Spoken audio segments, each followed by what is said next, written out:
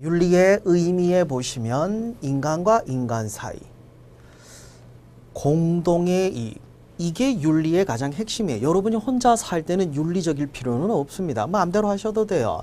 근데 함께 살아가기 때문에 윤리가 나왔고 윤리적 가치가 중요하다는 겁니다.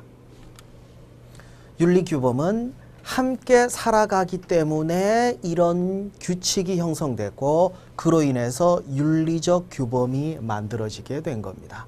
그 과정에는 공동체라는 게 꼭 들어가게 되죠. 자, 비윤리적 행위는 왜 하냐? 일단 몰라서 그럴 수도 있습니다. 무엇이 옳고 그른지 애들이나 그러죠. 알고도 그러는 경우도 있어요. 비윤리적인 걸 알고도 왜 합니까? 관심이 없는 경우도 있죠. 그리고 자기 통제에서 벗어난 무절제일 수도 있습니다. 가고 싶은데 어떻게? 이렇게 되어버릴 수도 있죠. 이런 원인으로 비윤리적인 행위를 하는데 어떤 유형이 있냐? 게을러서 인식하지 않는 도덕적 타성도 있습니다. 아예 주의를 기울이지 않는 건 자기 기만적 요소예요. 할 수 있는데도 안 하는 거니까. 그리고 거짓말은 자신을 위한 것도 있고 제3자를 위한 것도 있습니다. 난 널 위해서 그런 거야. 근데 이게 어디까지일까요? 때로는 착한 거짓말이라는 것도 필요한 건 저도 인정을 합니다. 학생들을 지도할 때 보면 학생들이 기가 많이 죽어 있는 경우가 있어요. 취업을 준비하는 친구들은 상담할 때 눈빛만 봐도 알 수 있습니다. 일단 자존감이 붕괴되어 있으면요, 백약이 무효해요.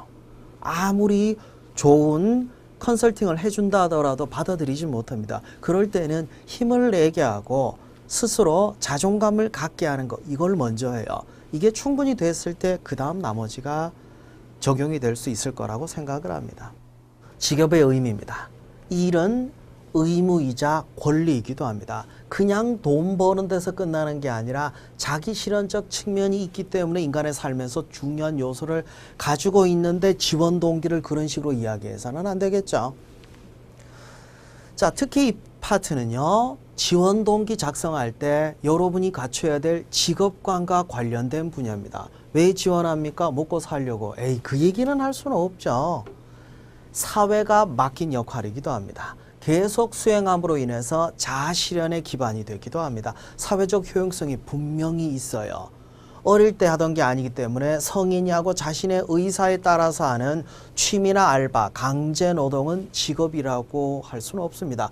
여러분이 열심히 노력해야 될 분야예요. 이게 직업이에요. 그래서 직업은 사실 저는 이제 직업관에 대해서 이제 막 취업을 하려는 사람들 스스로 생각하지 말라고 얘기를 합니다. 왜냐하면 직업관 찾기가 너무 힘들어요. 그럼 차라리 10년, 20년 이상 이 일을 했던 분들의 이야기를 들어보는 게 어떨까요? 한 퇴직을 앞둔 분의 글을 보면서 직업이라는 게 인생의 어떤 의미인지 저도 배운 게 있거든요.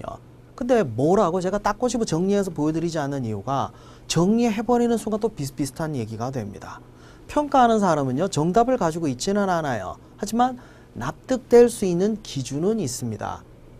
누군가의 걸 베끼게 되면요, 납득이 안 돼요. 그냥 베낀 티가 좀 나죠. 잘못된 직업관, 요즘은 돈 벌고 권력 갖는, 이게 직업이라고 오해하는 경우들도 있습니다. 그럼 단순히 직업에서 끝나는 게 아니라 이 사회가 병들게 될 위험도 있죠.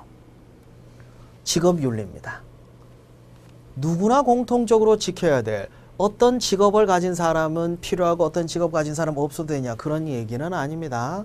그리고 직업윤리는 특수한 윤리규범입니다. 개인윤리를 바탕으로 한 특수한 윤리규범이죠. 도덕성도 필요하고, 그리고 더 중요한 건 뭡니까? 사회 전체의 질서, 안정, 그리고 발전에 중요한 역할을 하죠. 그래서 직업이라는 건 비단 개인만의 것은 아닙니다. 일반적인 직업윤리 덕목입니다. 하늘에서 맡긴 소명의식, 자신의 능력과 적성에 맞는 것을 천직의식이라고 하죠. 직분의식은 사회나 기업을 위해서 중요한 역할을 하고 있다는 태도입니다. 그리고 책임은 직업에 대한 사회적 역할과 책무를 충실히 수행하는 것을 이야기하죠. 전문가의식은 해당 분야의 지식과 교육을 밑바탕으로 하기 때문에 입사할 때도 전문성이 필요하지만 입사한 이후에도 계속해서 채워가야 될 분야죠. 봉사는 다른 사람과 공동체에 대해서 하는 거죠. 한국인들은 이런 걸 특히 강조하죠. 여러분들도 다 이 얘기할 거 아니에요. 책임, 성실. 근데 문제는 뭐냐면 그냥 책임이라고 이야기한다고 해서 여러분이 책임에 대해서 알고 있고 책임감을 가지고 있다라고 표현하기는 어렵습니다. 분명히 직업윤리편은 NCS 직업기초능력에 포함되어 있어요. 평가의 기준이 제시되어 있습니다. 정확하게 책임에 대해서 정확하게 성실에 대해서 알고 있다는 티를 내야 돼요. 이 티를 어디에서 냅니까? 서류에서 자소서에서 낼 수도 있고 면접에서 낼 수도 있습니다. 필기에만 적용되는 게 아니라고 얘기했죠.